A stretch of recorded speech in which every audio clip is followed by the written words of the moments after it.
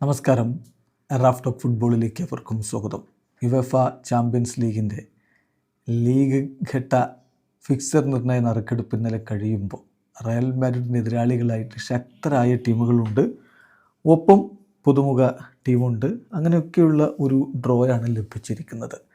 അതികഠിനമെന്ന് പറയാനില്ല, എന്നാൽ വളരെ എളുപ്പമെന്നും പറയാനില്ല. അത്തരത്തിലുള്ളൊരു ഡ്രോ എന്ന് വിശേഷിപ്പിക്കേണ്ടി വരും. സിറ്റിയുണ്ട്, ലിവർപൂളുണ്ട്, യുവൻറ്റസ് ഉണ്ട്.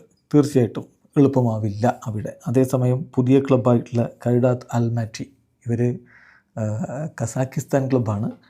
ആദ്യമായിട്ടാണ് അവർ യുവേഫ ചാമ്പ്യൻസ് ലീഗ് കളിക്കാൻ വരുന്നത്. അങ്ങനെയുള്ള ക്ലബ്ബുകളും അവരുടെ ആ ഒരു ഓപ്പണൻസായിട്ട് വന്നിട്ടുണ്ട്.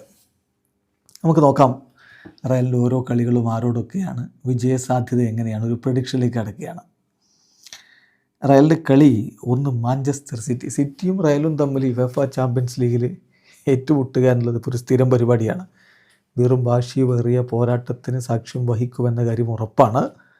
ആഞ്ചലോട്ടി പോയെങ്കിലും സാബി അലോൺസോയുടെ കീഴിൽ മികച്ച പ്രകടനം നടത്തും റയൽ മാഡ്രിഡ് എന്ന പ്രതീക്ഷയിൽ തന്നെയാണ് ആരാധകർ. സിറ്റി പതിവ് പോലെ പെപ്പിൻ്റെ കീഴിലും. സോ ഒരു കിടിലൻ പോരാട്ടം പ്രതീക്ഷിക്കണം. കളി നടക്കുന്നത് സാന്റിയാഗോ ബെർണബുവിലാണ് എന്നുള്ളത് കൊണ്ട് അത് റയലിന് മുൻതൂക്കം കൊടുക്കുന്നു. ഒരു കിടിലൻ പോരാട്ടം പ്രതീക്ഷിക്കുന്ന കളിയിൽ 2-1 റയൽ വിജയിക്കുമെന്നാണ് എൻ്റെ പ്രഡിക്ഷൻ.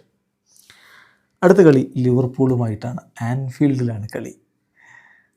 ഒട്ടും എളുപ്പമാവില്ല റയലിന് അവിടെ പോയി വിജയിക്കുക എന്നുള്ളത്. പ്രത്യേകിച്ച് ഇപ്പം ഇന്നും ഫോമിലാണ് ലിവർപൂൾ കളിച്ചുകൊണ്ടിരിക്കുന്നത്.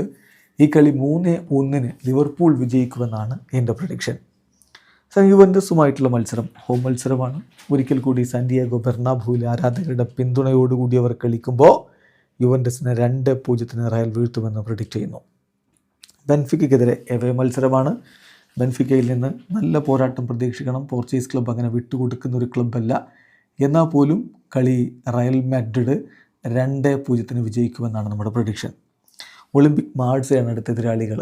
ഇപ്പോൾ കൂടുതൽ കരുത്ത് വർദ്ധിപ്പിക്കുന്നുണ്ട് ഈ സമ്മർ ട്രാൻസ്ഫർ വിൻഡോയിലൊക്കെ മാർസെ. അപ്പോൾ മികച്ച ടീമാണ്, സംശയമില്ല. കളി പക്ഷേ ഹോം മത്സരമാണ്. ഈ കളി റയൽ മാഡ്രിഡ് ജയിക്കും 3-1 എന്നാണ് നമ്മുടെ പ്രഡിക്ഷൻ. ഒളിമ്പിയാക്കോസുമായിട്ടുള്ള എവേ മത്സരം. ഇവിടെ റയൽ മാഡ്രിഡിൻ്റെ താരങ്ങൾ ഗോളടിച്ച് കൂട്ടാനുള്ളൊരു സാധ്യതയുണ്ട്.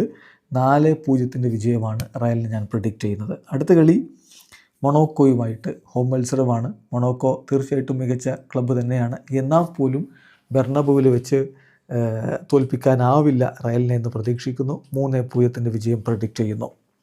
ഖൈറാത്ത് അൽമാറ്റിയുമായിട്ടുള്ള മത്സരം എവേ മത്സരമാണ്. 10-12 മണിക്കൂർ ട്രാവൽ ചെയ്തിട്ട് വേണം അത്രേ അവിടെ എത്താൻ. എന്നിട്ട് വേണം കളിക്കാൻ. കസാക്കിസ്ഥാൻ്റെ ഒരു ഭൂപ്രകൃതി മറ്റുമൊക്കെ നമുക്കറിയാമല്ലോ. അതിന് കുറച്ച് ഭാഗം മാത്രമാണ് യൂറോപ്പിലുള്ളൂ, ബാക്കി ഭാഗം ഏഷ്യയിൽ കൺസിഡർ ചെയ്യുന്നതാണ്. കസാക്കിസ്ഥാൻ ആദ്യ ഘട്ടത്തിലൊക്കെ AFCയിലാണ് ഉണ്ടായിരുന്നത്.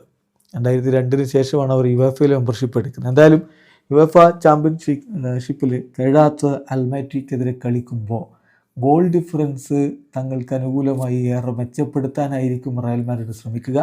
ഒരു വമ്പൻ മാർജിനിലെ വിജയം, ഏകപക്ഷീയമായ 6 ഗോളിൻ്റെ വിജയമാണ് ഞാൻ പ്രഡിക്റ്റ് ചെയ്യുന്നത്. നിങ്ങൾക്കിതിലൊക്കെ വ്യത്യസ്തമായിട്ടുള്ള അഭിപ്രായങ്ങൾ ഉണ്ടാവും. റയലിൻ്റെ പ്രകടനത്തെക്കുറിച്ചും അതിൻ്റെ വിജയസാധ്യതകളെക്കുറിച്ചും നിങ്ങളുടെ അഭിപ്രായങ്ങൾ കമൻറ്റ് ബോക്സിൽ രേഖപ്പെടുത്തുക. ആരോഗ്യകരമായ ഫുട്ബോൾ ചർച്ചകളുമായി നമുക്ക് മുന്നോട്ട് പോകാം. വീഡിയോ അവസാനിക്കുന്നു. ഫുട്ബോൾ ലോകത്തെ കൂടുതൽ വിശേഷങ്ങളുമായി റാഫ് ടോക്സ് എത്താം.